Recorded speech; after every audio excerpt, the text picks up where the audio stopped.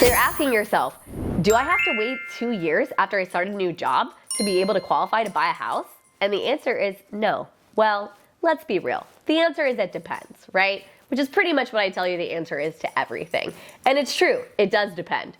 As a general rule, the answer is no.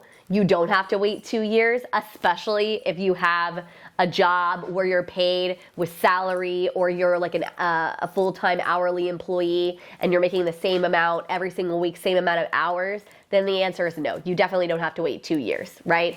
Sometimes if we have the details in writing, we don't even necessarily have to wait for you to start the job in order to be able to do it. But there's some very specific specifications that go along with that. So please, please, please make sure you're getting with a professional who understands those specifications if you're going that route.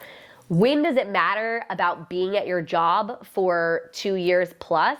Okay. The time that this matters is this. If you're self-employed, it can matter hugely, especially if you started a business that has nothing to do with your previous work experience. So if you were a barber and now you are selling software, guess what? Those two don't correlate, right?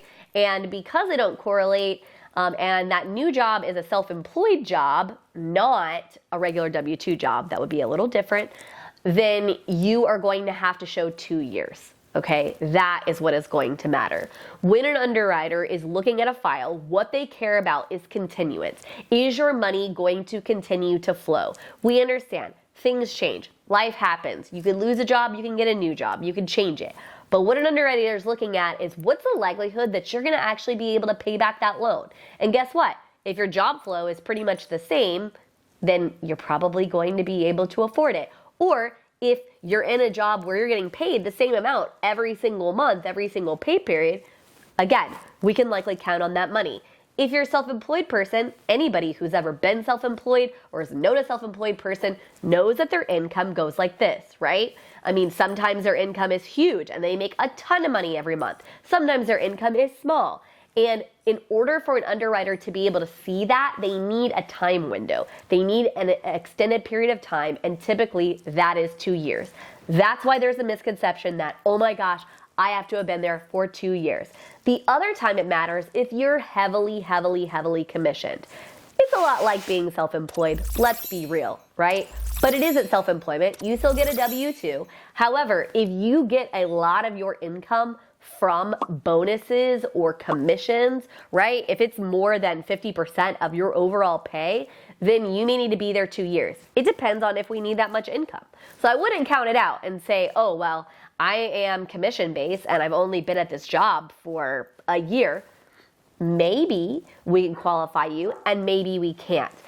Just understand that you need to go to somebody who understands those nuances. That's going to make a really, really big difference. Okay, so you need to go to somebody who's like, oh, okay, you have been there for this long, you've been doing this thing, and then we can correlate and figure this out, right? It's why I go back to something that I say all the time, which is make sure that you are picking a professional, somebody who's gonna dig in, who's gonna ask questions, and who's gonna know what is going on with you, right? I mean, most loan officers, if they know anything, they know how to do somebody who's been at the same job forever and they get paid the same amount and. The problem is when things go awry, when your job changes, when the amount of money, is inconsistent and things like this. These are the things that you need somebody to be able to dig into your file. But don't fret. You can go ahead and come to a professional like myself, like plenty of us out there, and we're going to help you nail this down and figure it out.